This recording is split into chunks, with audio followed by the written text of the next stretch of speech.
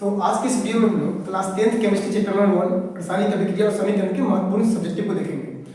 तो बहुत सारे स्टूडेंट का ऐसा क्वेरी रहता है कि सर हम केमिस्ट्री में बहुत सारा रिएक्शन है जो हमको समझ में नहीं आता, ठीक है। तो अगर इस वीडियो को आप अच्छे से देखते हैं और रेगुलर इस चैनल पे आपको केमिस्ट्री का वीडियो देखने को मिलेगा, केमिस्ट्री के साथ साथ बहुत सारे सब्जेक्टों को मिलेगा, ठीक है। तो अगर आप देखते हैं तो केमिस्ट्री का जो भी टॉपिक है, जो भी बेसिक कॉन्सेप्ट होगा क्लियर हो जाएगा, ठीक है। और बहुत जल्दी इसका बेसिक केमिस्ट्री का हम लाने वाले हैं वीडियो, जिसमें आपको बेसिक केमिस्ट्री के बारे में बताया जाएगा कि रिएक्शन किस प्रकार से वर्क करता है, ठीक है, किस प्रकार से कब क्या बनता है, ठीक है। तो वो लाया जाएगा। तो बहुत ही अच्छे से इस वीडियो को देखिए और अगर इस वीडियो को अच्छे से देखते हैं तो केमिस्ट्री आपके दिमाग में नहीं दिल में उतर जाएगा। तो आइए शुरू करते हैं। तो चलिए देखते हैं अपना पहला सवाल। तो बोला गया है रासायनिक अभिक्रिया क्या है। तो रासायनिक अभिक्रिया इस चैप्टर का नाम ही है रासायनिक अभिक्रिया और समीकरण। तो अभिक्रिया किसको बोलते हैं? अभिक्रिया कहने का मतलब है कि जब कोई भी दो पदार्थ अकेले या किसी अन्य पदार्थ के साथ मिलकर एक नए पदार्थ का निर्माण करता है, तो इसको बोलते हैं हम लोग रासायनिक अभिक्रिया। कैसे समझते हैं? अगर एक H लेते हैं हाइड्रोजन और एक Cl लेते हैं, दोनों जब मिलेगा तो बनेगा हाइड्रोक्लोरिक अम्ल, है ना। तो यहाँ पे क्या हुआ, ये रासायनिक अभिक्रिया कहलाएगा। तो कुछ अभिक्रिया ऐसे भी होते हैं, बोलेंगे सब कि अब माटी और चारों मिला देंगे तो अभिक्रिया हो गया, नहीं, ऐसा नहीं होता, ठीक है। अभिक्रिया होने के कुछ शर्त भी है। तो पहला शर्त है गैस की उत्पत्ति। अगर कोई दो चीज को मिला है और उससे गैस की उत्पत्ति हो रही है तो हाँ बोलेंगे कि सर वो अभिक्रिया है। जैसे कि अगर आप धातु लेते हैं और अम्ल लेते हैं, धातु की अभिक्रिया अम्ल से करवाते हैं, कोई धातु लेते हैं और उसका अभिक्रिया अम्ल से करवाते हैं, तो उसके फलस्वरूप गैस की उत्पत्ति होती है, हाइड्रोजन गैस की उत्पत्ति होता है। तो हम बोलेंगे सर ये रासायनिक अभिक्रिया है। रासायनिक अभिक्रिया होने के 5 शर्त हैं। उसमें से पहला शर्त है गैस की उत्पत्ति, दूसरा है रंग परिवर्तन। कोई अभिक्रिया की है जिसमें आपका रंग बदल गया, जैसे कि कोई लाल रंग पत्थर है वो नीला हो गया अम्ल के प्रभाव से, ठीक है। तो रंग परिवर्तन हुआ तो बोलेंगे सही अभिक्रिया हुआ। कुछ ऐसा भी अभिक्रिया होता है जिसमें कि ऊष्मा की उत्पत्ति होती है, तो बोलेंगे हाँ सर ऊष्मा की उत्पत्ति हो या ऊष्मा बाहर से दिया जाए तो वो बोलेंगे हाँ सर ये अभिक्रिया हुआ है ना।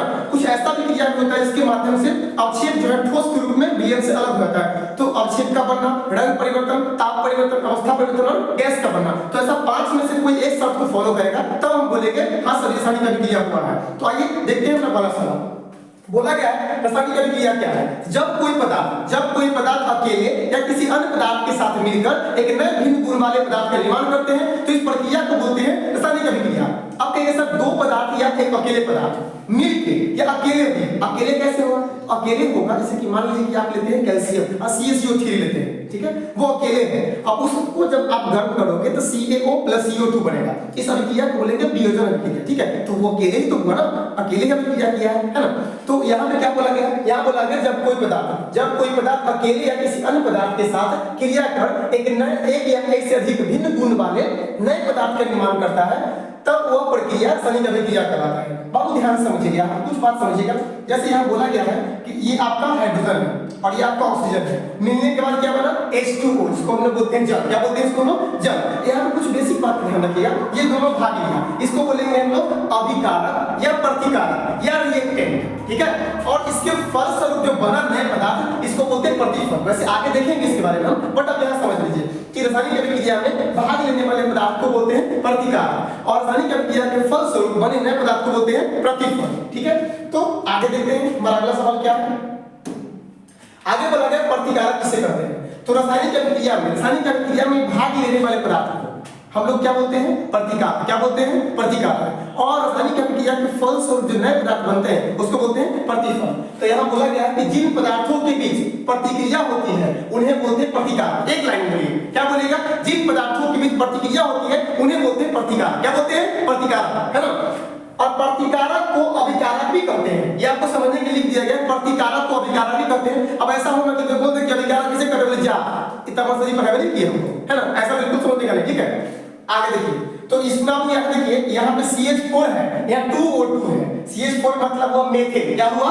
मेथेन और ये 2O2 है। जब ये मिलेगा अभिक्रिया करेगा तब बनेगा CO2, इसको बोलते हैं कार्बन डाइऑक्साइड और H2 यानी कि जल, है ना। तो बाबू यहाँ पे समझिएगा, इसको पूरे को बोलेंगे हम लोग प्रतिकारक। क्या बोलेंगे? प्रतिकारक। क्या बोलेंगे जी? प्रतिकारक या अभिकारक। और इसको बोलेंगे हम लोग प्रतिफल। क्या बोलेंगे? प्रतिफल। तो आइए आगे सवाल पर चलते हैं। उसके बाद बोला प्रतिफल या उत्पाद।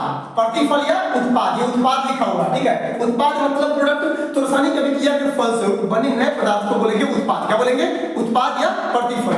बोला गया है रासायनिक अभिक्रिया के बाद प्राप्त होने वाले पदार्थ को प्रतिफल या उत्पाद कहते हैं। रासायनिक प्रतिक्रिया के बाद प्राप्त उत्पाद एक या एक से अधिक हो सकते हैं, मतलब कि उत्पाद जो है एक या एक से अधिक हो सकते हैं। जैसे कि अगर आप अम्ल का अभिक्रिया भस्म से करवाते हैं तो लवण और जल बना, तो वहां पे दो बना आपका, लवण भी बना और जल भी बना, है कि नहीं? तो एक भी हो सकता है और एक से अधिक भी हो सकता है, ठीक है। जैसे H2 + O2 या फिर हाइड्रोजन + ऑक्सीजन मिलके बना आपका जल का यौग, है ना।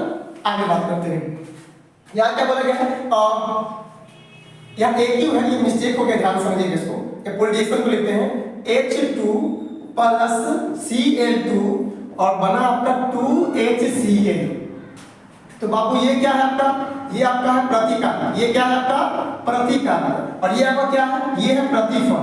रासायनिक अभिक्रिया के फलस्वरूप बने नए पदार्थ को बोलते हैं प्रतिफल, ठीक है। आगे देखते हैं, आगे क्या है, आगे बोला गया है रासायनिक अभिक्रिया की मुख्य विशेषता क्या है।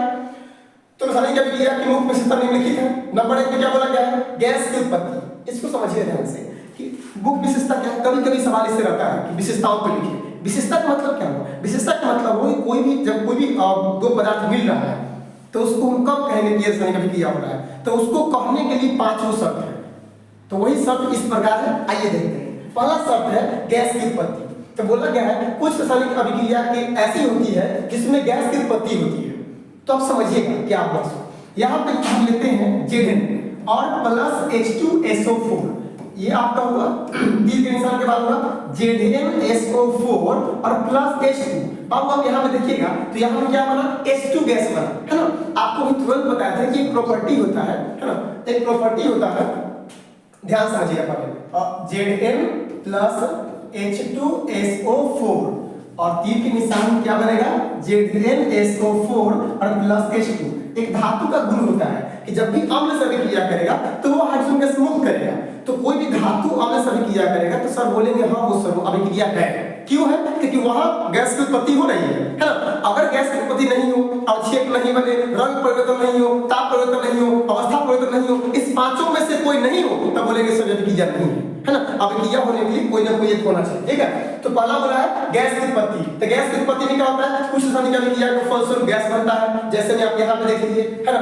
उसके बाद क्या बोला गया है, अवक्षेप का बनना। अवक्षेप एक ठोस पदार्थ होता है जो रासायनिक अभिक्रिया के फलस्वरूप बनता है। अब हम इसके संबंधित एक और रिएक्शन देखेंगे, बाद में देखेंगे। रंग परिवर्तन, कुछ रासायनिक अभिक्रियाओं के फलस्वरूप पदार्थ के रंग में परिवर्तन होता है, उसका हम एक शॉर्ट वीडियो भी देखने वाले हैं अभी, है ना।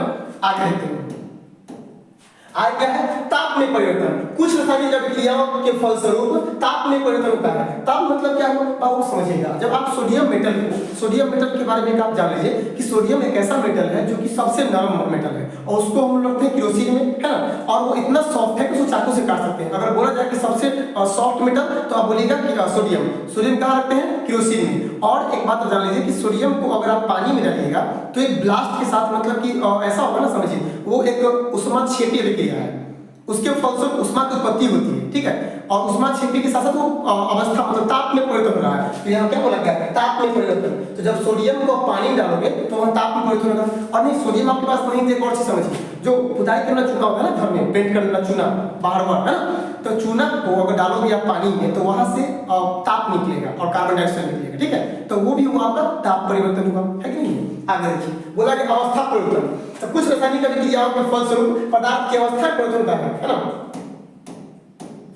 आगे बोला गया है रासायनिक समीकरण से आप क्या समझते हैं। तो एक लाइन में समझिए, बिल्कुल आसान भाषा में, वैसा अभिक्रिया या फिर वैसा समीकरण, या फिर एक लाइन बोलिए कि रासायनिक अभिक्रिया का संक्षिप्त निरूपण रासायनिक समीकरण कहलाता है। क्या बोलेगा, रासायनिक अभिक्रिया का संक्षिप्त निरूपण रासायनिक समीकरण कहलाता है। आइए इसके भाषा में देखते क्या लिखा हुआ है। किसी रासायनिक अभिक्रियाओं में भाग लेने वाले पदार्थों के संकेतों एवं सूत्रों की सहायता से उस अभिक्रिया का संक्षिप्त निरूपण रासायनिक समीकरण कहलाता है। जैसे समझिएगा, हम बोल रहे हैं यहाँ पे कि जिंक और हाइड्रोक्लोरिक अम्ल अभिक्रिया करके क्या बनाया है, जिंक क्लोराइड और हाइड्रोजन गैस मुक्त किया है। इतना भाषा हम बोल दिए, लेकिन इसी भाषा को अगर शॉर्टकट में लिखना पड़ेगा तो हम क्या लिखेंगे, Zn प्लस HCl बराबर क्या होगा, ZnCl प्लस H, है ना। तो इसको शॉर्ट में लिखे, यही आपका वो समीकरण क्या हुआ, ये आपका समीकरण है, ठीक है। और आप अगर एक लाइन याद रखें तो सीधे बोलिए कि सर रासायनिक अभिक्रियाओं का संक्षिप्त निरूपण रासायनिक समीकरण कहलाता है। एक लाइन का ये होगा आपका, ठीक है। आगे देखते हैं क्या बोला गया इसमें बोला गया है, इसमें अच्छा सा साफ से लिख देते हैं यहाँ पे, H2 प्लस Cl2 आपका बना 2HCl। अब इसको हिंदी में क्या बोला गया है? जैसे हाइड्रोजन और क्लोरीन के मिश्रण को सूर्य के प्रकाश में रखने पर हाइड्रोजन क्लोराइड बनता है। तो ये पूरी एक भाषा हुआ, लेकिन जब इसको रिएक्शन के रूप में अभिक्रिया के रूप में लिखेंगे, समीकरण के रूप में लिखेंगे, तो वो कुछ इस प्रकार से होगा। तो अब देख रहे हैं ना, इससे कितना समय का बचत हुआ, इससे कागज का बचत हुआ। बोलेगा कभी कभी कि समीकरण से क्या क्या आपको लाभ है। तो पहला लाभ है कि आपको समय का बहुत बचत होता है इसमें। अब इतना भाषा लिखे और उसके बदला आप एक बार लिख दीजिए सब, है कि नहीं? आगे देखते हैं, आगे क्या बोला गया? संतुलित रासायनिक समीकरण। और एग्जाम में लगभग हर एग्जाम में इस सवाल आता ही है, या तो रहेगा आपको संतुलित करने के लिए, नहीं तो ये रहेगा। लगभग एग्जाम में सवाल इससे रहता ही है, ठीक है? तो क्या बोला गया कि तीर के निशान के दोनों तरफ, बाएं और दाएं दोनों तरफ प्रति का मतलब कि अणुओं की संख्या बराबर हो, तो उसको बोलेंगे संतुलित रासायनिक समीकरण। मतलब तीर प्रतिकारक, अगर एक लाइन बोलिए आप तो बोले किसी रासायनिक अभिक्रिया में प्रतिकारक और प्रतिफल में अणुओं की संख्या बराबर हो, तो उसको बोलेंगे हम लोग रासायनिक समीकरण। और मतलब संतुलित समीकरण। अगर अणुओं की संख्या बराबर नहीं हो तो बोलेंगे असंतुलित समीकरण, है ना? तो यहाँ क्या बोला गया? वैसा रासायनिक समीकरण जिसमें समीकरण के दोनों प्रत्येक तत्व के परमाणुओं की संख्या समान हो, उसे बोलते हैं संतुलित रासायनिक समीकरण। मतलब दोनों तरफ प्रत्येक तत्व के अणुओं की संख्या समान हो तब बोलेंगे संतुलित रासायनिक समीकरण। अगर समान नहीं हो तो बोलेंगे असंतुलित, ठीक है? बाबू यहाँ देखिएगा, यहाँ क्या बोला गया? H2। तो आप देखिए, बताइए कि संतुलित है क्या असंतुलित? यहाँ देखिए H, बाबू दो अणु है H का, और यहाँ भी H का दो अणु है। आप समझने का प्रयास कीजिएगा, इसके गुणांक में अगर कोई भी अंक लगा हुआ है, इसका अर्थ ये हुआ कि इसके बाद आने वाला सभी तत्व में 2 से गुना हो गया है। इसका मतलब यहाँ H भी 2 है और Cl भी 2 है, ठीक है? तो बताइए यहाँ H क्या हुआ है? H के 2 अणु है, यहाँ भी H के 2 अणु है, Cl के 2 अणु है, यहाँ भी Cl के 2 अणु है ना? तो यहाँ पे आप देख पा रहे हैं कि प्रत्येक तत्वों में अणुओं की संख्या बराबर है, तब बोलेंगे संतुलित। अब आइए समझते हैं, एग्जांपल देखिए। H2 प्लस O2, ये बना आपका H2। आइए देखते हैं कि ये संतुलित समीकरण है या नहीं। और पहले एक बात समझ लीजिए कि यहाँ पे 2 लगा हुआ, इसका मतलब ये हुआ कि केवल हाइड्रोजन 2 है। आप ये मत समझ लीजिएगा कि ऑक्सीजन भी 2 है। हाँ, अगर यहाँ पे 2 लगा हुआ, इसका मतलब ये हुआ कि H भी 2 है, O2 भी 2 है ना? लेकिन इसके बगल में लगा हुआ, इसका मतलब ये समझिए कि केवल हाइड्रोजन 2 है। तो पहले हम चेक करते हैं कि समीकरण संतुलित है या असंतुलित है। तो पहले आप ये देखिए कि दोनों तरफ तत्वों के परमाणु की संख्या बराबर है कि नहीं है। यहाँ देखिए हाइड्रोजन के 2 अणु है, ठीक है? और यहाँ क्या है बाबू? यहाँ भी 2 अणु है, मतलब H बराबर है। यहाँ देखिए ऑक्सीजन के 2 अणु है, लेकिन यहाँ पे ऑक्सीजन की केवल 1 अणु है, तो क्या बराबर हुआ? ये नहीं बराबर हुआ, तो इसको बोलेंगे सर ये असंतुलित रासायनिक समीकरण है। कोई समस्या है ना? तो हम लोग क्या कर रहे हैं? संतुलित रासायनिक समीकरण। तो वैसा रासायनिक समीकरण जिसमें समीकरण के दोनों ओर प्रत्येक तत्व के परमाणुओं की संख्या समान हो, तो उसे बोलेंगे संतुलित रासायनिक समीकरण। अगर एक लाइन में अगर बोलना हो आपको तो सीधे बोलिए कि सर वैसा रासायनिक समीकरण जिसमें प्रतिफल और प्रतिकारक में अणुओं की संख्या बराबर हो, तो उसको बोलेंगे संतुलित। अगर बराबर नहीं तो असंतुलित, ठीक है? आगे देखते हैं। आइटम बन गए असंतुलित रासायनिक समीकरण। तो वैसा रासायनिक समीकरण जिसमें समीकरण के दोनों तत्वों के परमाणु की संख्या समान नहीं हो, उसे बोलेंगे असंतुलित रासायनिक समीकरण। जैसे हाइड्रोजन और ऑक्सीजन के बीच रासायनिक अभिक्रिया कराने के फलस्वरूप जल का निर्माण होता है। तो बाबू यहाँ देखिए H2 प्लस O2 बराबर H2O। बाबू ध्यान से समझिएगा, यहाँ अभिकारक बोला है, डरिएगा बिल्कुल भी, ठीक है? तो H यहाँ पर देखिए H के 2 अणु हैं, यहाँ भी H के 2 अणु हैं, बराबर है। यहाँ O के 2 अणु हैं, यहाँ 2 अणु हैं, लेकिन यहाँ O के केवल 1 अणु है। इसका अर्थ ये हुआ कि आपका जो तत्वों के परमाणु संख्या वो बराबर नहीं है ना? तो H2 प्लस O2 बराबर H2O। आप देख पा रहे हैं ना, यहाँ पे H का 2 अणु है, यहाँ भी 2 अणु है ना? और यहाँ पर बस केवल 2 अणु है और यहाँ पे 1 ही अणु है। तो क्या समझे इससे आपको ये समझ में आ रहा है कि भाई यहाँ पे O जो है बराबर नहीं है, या बराबर नहीं है, इसका मतलब वो कि असंतुलित है। और घबराएंगे बिल्कुल मत, आपके स्पेशल एक वीडियो लेके आएंगे जिसमें आपको सिखाया जाएगा कि संतुलित और असंतुलित कैसे करते हैं, ठीक है? मतलब कि असंतुलित रासायनिक समीकरण को संतुलित कैसे करते हैं। बहुत जल्दी स्पेशल वीडियो लाएंगे उसका कि संतुलित और असंतुलित से संतुलित कैसे करें, ठीक है? आइए बात करते हैं, अगले सवाल पर चलते हैं। रासायनिक समीकरण से क्या क्या फायदे हैं अथवा रासायनिक समीकरण के उपयोग से क्या लाभ है? बाबू इसके 3-4 लाभ है, इसको समझते हैं ध्यान से बिल्कुल, ठीक है? तो पहला बोला गया रासायनिक समीकरण के उपयोग निम्नलिखित है, जो इस प्रकार क्या क्या बोल दिया है ना?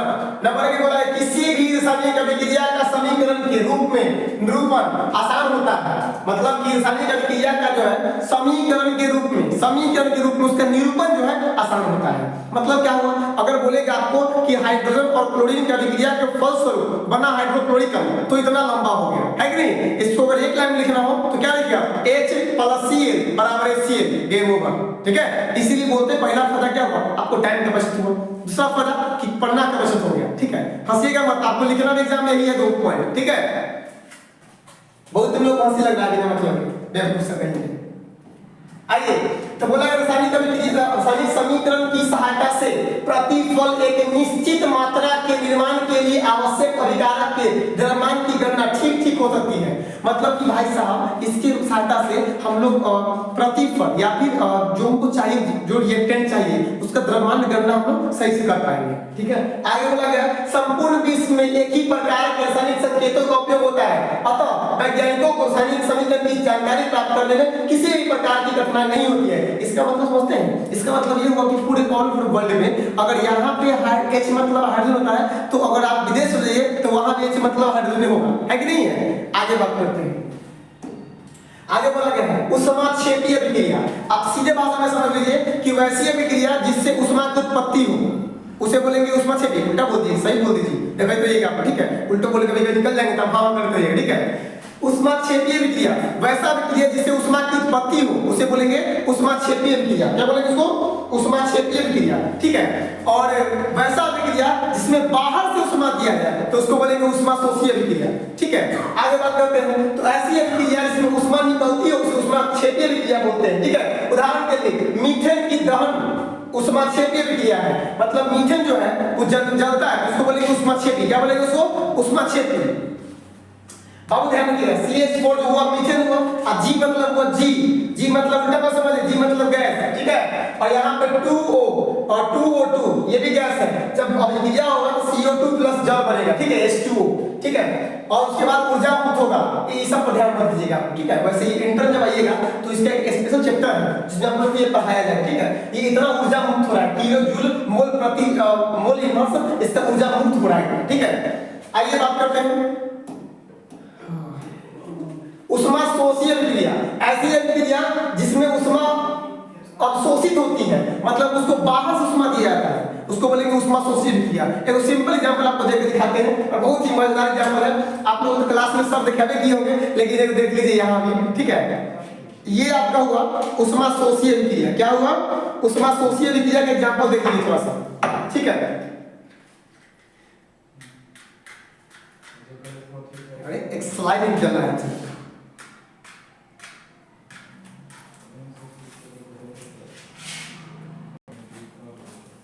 इसको बोलेंगे ऊष्माक्षेपीय अभिक्रिया। ठीक है, शोषी। देखिए नहीं तो मिटा दिया।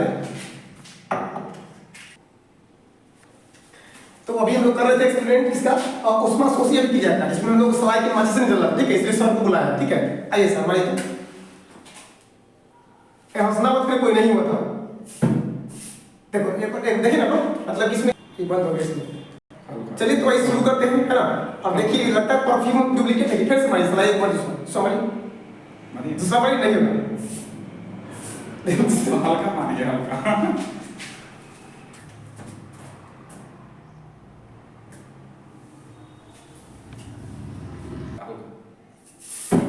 देखा, दिखा दिया यही। तो आप लोग जो देखे अभी इसी को बोलते हैं ऊष्माशोषी अभिक्रिया। शोषी बोलते हैं जी, है ना। शोषी मतलब बाहर से ऊष्मा दिए हैं, है ना। और तुम लोग को बहुत हंसी लगता है, देख रहे हैं, तुम लोग हंस रहा था कि शरीर से एगो स्लाइड नहीं बनाया। ठीक है, बेवकूफ सब कहेंगे, है ना। वो एक अलग बात है कि अभी नहीं हुआ। ठीक है, 3-4 बार प्रयास किए उसके बाद हुआ। ठीक है, आइए बात करते हैं ऊष्माशोषी अभिक्रिया। ऐसी अभिक्रिया जिसमें भाई साहब बाहर से ऊष्मा दिया जाए उसको बोलेंगे ऊष्माशोषी, और जिसके दौरान ऊष्मा की उत्पत्ति उसको बोलेंगे ऊष्माक्षेपी। कोई समस्या समझ में आ रहा है ना। आइए बात करते हैं, अगला सवाल पर चलते हैं। अगला बोला गया है संयोजन या संश्लेषण अभिक्रिया क्या है। तो बाबू ध्यान समझिएगा, वैसी रासायनिक अभिक्रिया जिसमें 2 या 2 से अधिक पदार्थ परस्पर संयोग कर एक नए पदार्थ का निर्माण करते हैं तथा इस नए पदार्थ का गुण मूल पदार्थ के गुण से बिल्कुल भिन्न होते हैं, उसे बोलते हैं संयोजन या संश्लेषण अभिक्रिया। जैसे C+O2 CO2, C plus O2 बराबर CO2। आप क्या बोलेंगे? वैसी अभिक्रिया जिसमें दो या दो से अधिक पदार्थ मिलकर एक नए भिन्न गुण मान ले तो तत्काल पदार्थ का निर्माण करते हैं और उस पदार्थ का गुण मूल पदार्थ के गुण से बिल्कुल भिन्न हो, इसको बोलेंगे हम लोग संयोजन या संश्लेषण अभिक्रिया। ठीक है, आगे बात करते हैं। ठीक है, आगे क्या बोला गया है? वियोजन या अपघटन अभिक्रिया। एक बड़े अणु के टूटने से दो या दो से अधिक छोटे अणु का निर्माण होता है, इसको बोलते हैं हम लोग संयोजन या संश्लेषण अभिक्रिया। जैसे आप बिल्कुल समझिए ध्यान से, यह क्या बोला गया बाबू? ध्यान से। वैसी रासायनिक अभिक्रिया जिसमें किसी यौगिक के बड़े अणु के टूटने से दो या दो से अधिक सरल यौगिक बनते हैं जिनके गुण मूल यौगिक के गुण से बिल्कुल भिन्न होते हैं, उसे वियोजन या अपघटन अभिक्रिया बोलते हैं। जैसे देखिएगा CaCO3, इसको बोलते हैं संगमरमर। क्या बोलते हैं? संगमरमर। जब ये टूटा CaO कैल्शियम ऑक्साइड और CO2 कार्बन डाइऑक्साइड बना। ठीक है, CO2 आपको दिख नहीं रहा होगा और यहाँ CaCO3। ठीक है, कोई दिक्कत? आगे बात करते हैं। आगे क्या बोला गया है? आगे बोला गया है कि एकल विस्थापन अभिक्रिया से आप क्या समझते हैं? एकल विस्थापन का सीधा मतलब समझिए, आप ऐसे समझिए ना कि कोई एक बड़ा अणु है, ठीक है, और कोई एक बड़ा अणु है, अणु मतलब उसमें कोई दो यौगिक है, ठीक है, और उसको एक छोटे अणु के द्वारा विस्थापित कर दिया गया, उसको बोलेंगे हम लोग एकल विस्थापन। क्या बोलेंगे? एकल विस्थापन। बिल्कुल आसान भाषा में समझते हैं, यहाँ पे समझिएगा ध्यान से, बिल्कुल, है ना। और यहाँ बोला गया है, मान लीजिए कि Zn है प्लस CuSO4, मतलब जिंक और कॉपर सल्फेट है। अब जिंक आएगा और यहाँ पे दोनों के मान पे अलग कर देगा इसमें, ठीक है, और कॉपर को यहाँ से डालेगा तो बनेगा क्या? जिंक SO4, मतलब जिंक सल्फेट और प्लस कॉपर आपका मुक्त हो गया। ठीक है, इसको बोलेंगे एकल विस्थापन अभिक्रिया। क्या बोलेंगे इसको?